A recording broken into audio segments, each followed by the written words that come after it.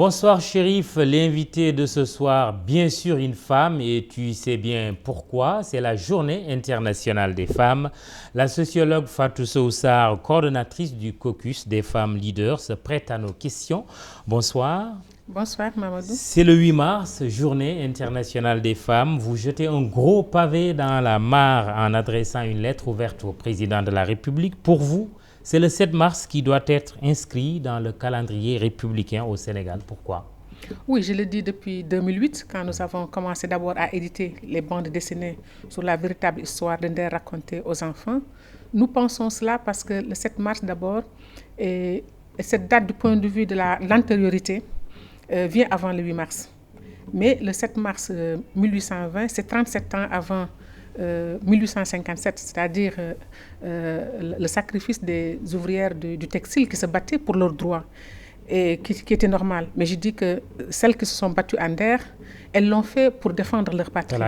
Talata Nder, celles qui se sont sacrifiées après avoir épuisé leur stock de poudre pour faire face à l'ennemi qui les avait attaqués lâchement pendant que le Brak était à Saint-Louis.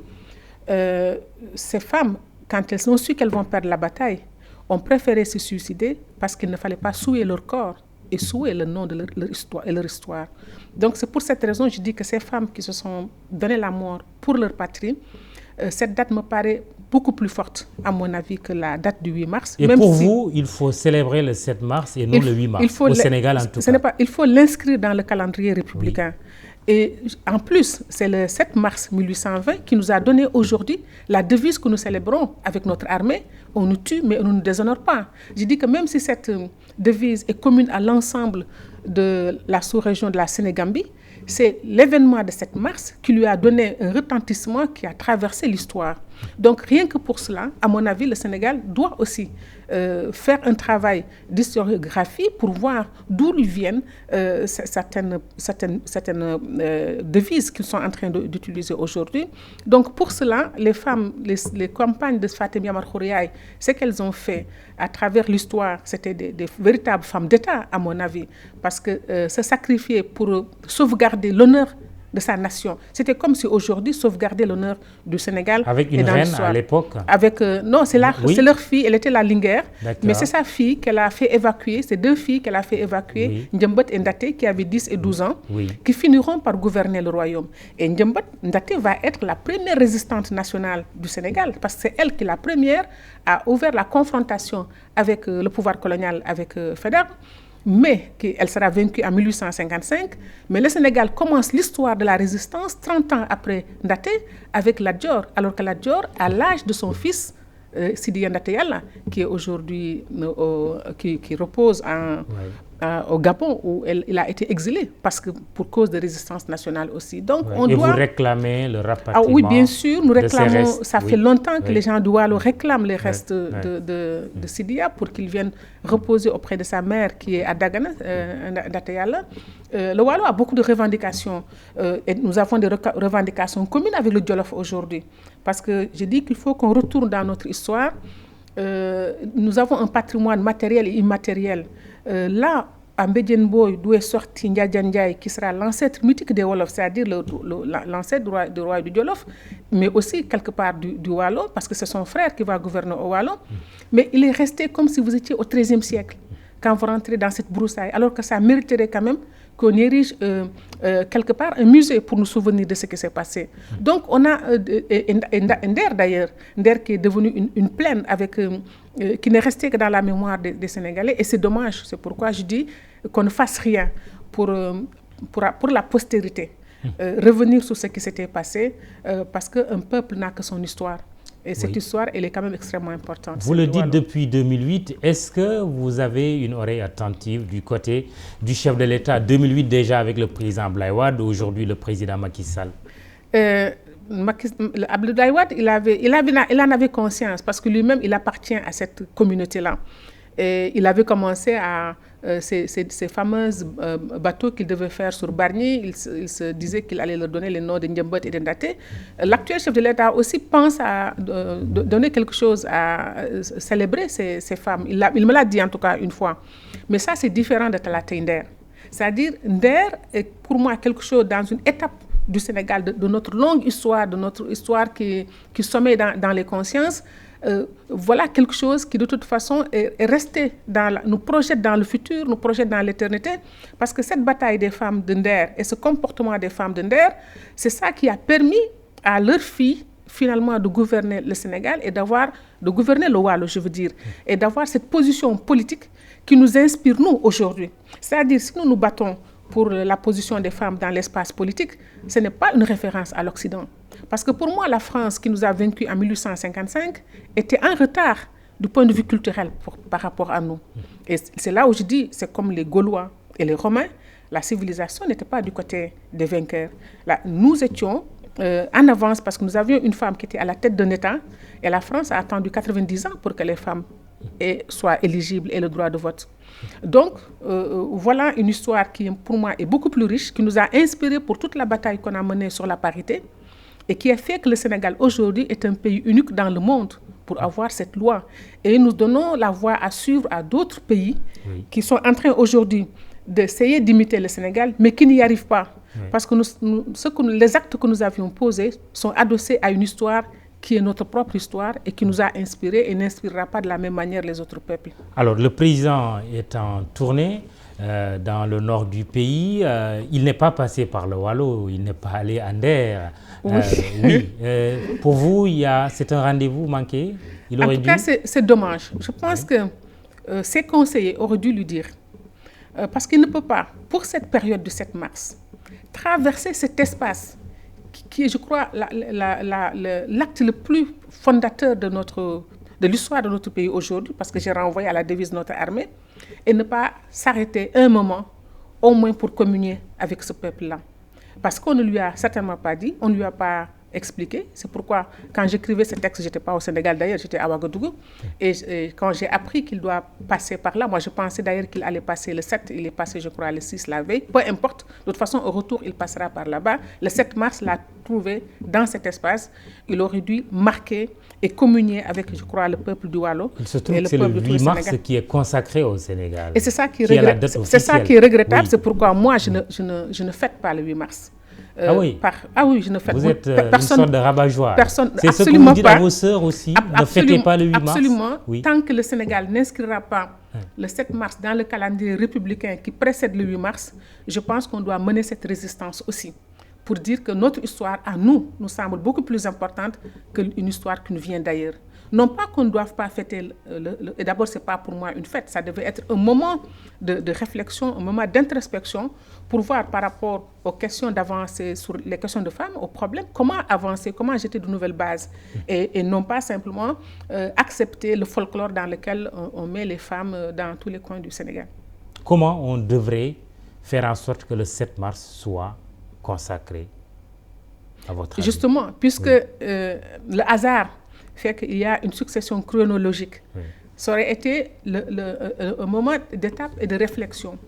Je crois que d'ailleurs, il y a un certain nombre de structures qui le font, qui utilisent le 7 mars sans le renvoyer à la date historique du 7 mars, mais simplement la veille du 8 mars, font un moment de préparation.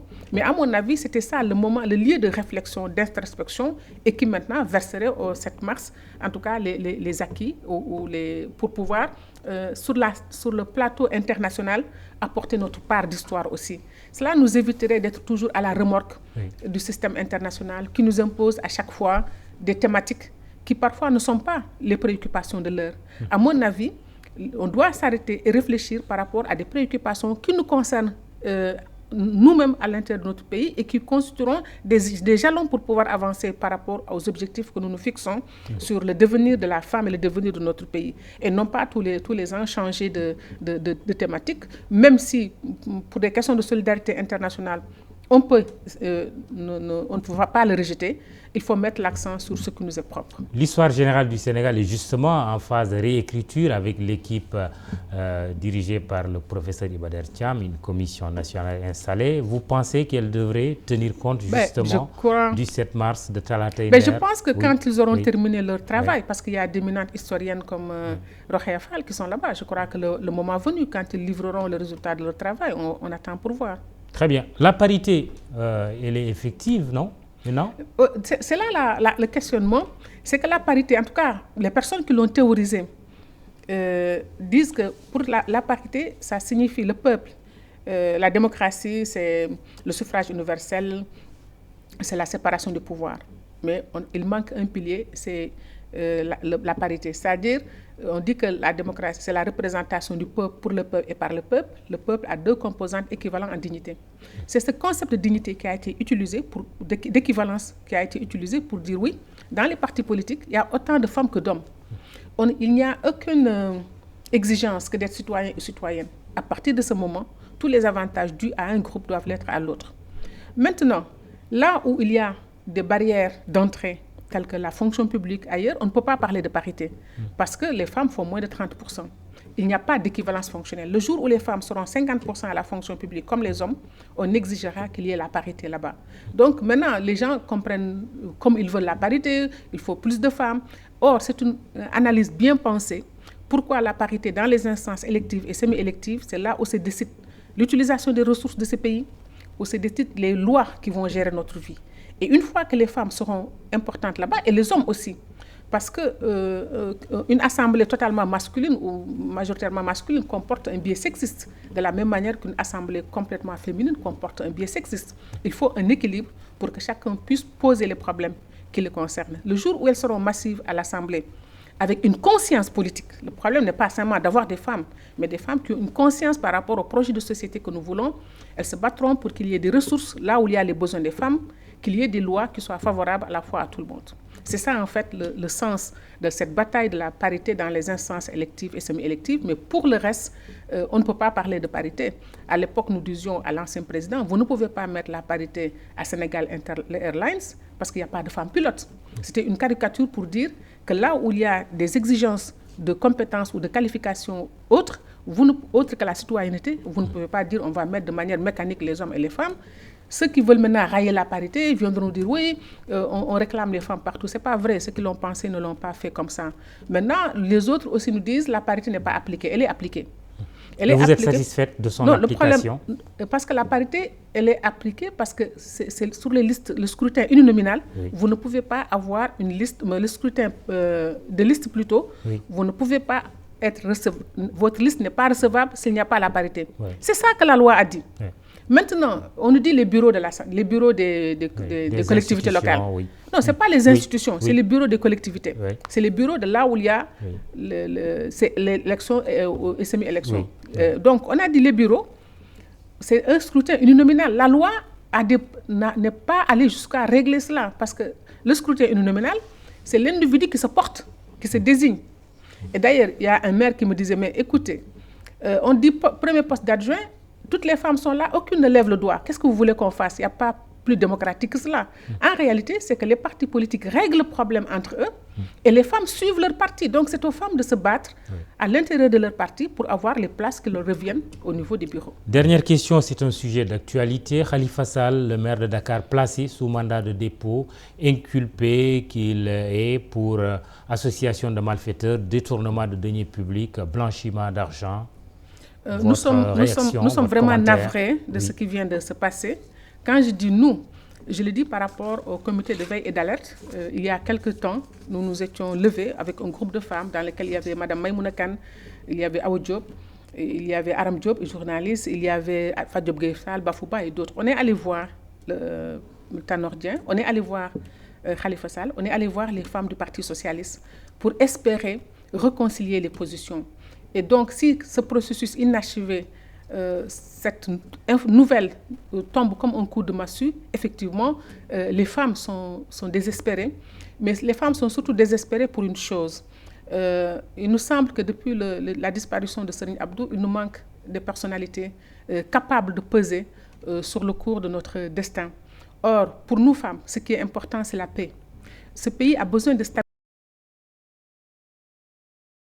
Parler aux hommes.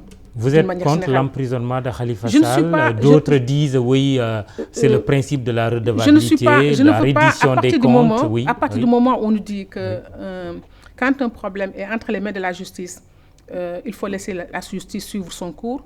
Mais au-delà de cette question, nous devons anticiper sur les possibilités de troubles qui peuvent arriver dans ce pays. Et les femmes n'en ont pas besoin. Il faut qu'elles se lèvent pour aller parler aux hommes politiques, de quelque bord que ce soit. Parce que quelle que soit la personne qui est dans une position, nous, le comité de veille et d'alerte, c'est comme ça qu'on a toujours agi.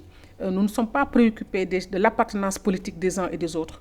À chaque fois qu'un problème se posait, quand il y a conflit à Mintembeng, à Wandiaï, nous sommes allés pour aller régler le problème. Quand il y a eu la Sotrac, les femmes, les grèves de la Sotrac, nous sommes allés le faire. Donc, la question pour nous, c'est d'interpeller la conscience des uns et des autres, parce qu'au regard, et là je parle comme sociologue, au regard de toutes les opportunités qui s'offrent à notre pays, si nous ne faisons pas attention pour que notre pays n'entre pas dans une ère de déstabilisation, il y a des risques gros comme pour le pétrole et le gaz, le pétrole et le gaz qui sont une bénédiction comme une malédiction. Qui sont objets de convoitise pour toutes les personnes qui sont intéressées. Tout le monde le sait, on n'a pas besoin d'être spécialiste pour le savoir. Mais voilà, mais je pense que l'appel doit être lancé à toutes les femmes du Sénégal parce que demain, quand le pays sera à feu et à sang, ce sont nos enfants, ce sont nos maris, ce sont nos fils qui seront dans cette situation-là. Et nous devons faire pression pour que les choses se règlent, sans pour dire qu'il faut enfreindre la loi, c'est ce que vous voulez que je vous dise.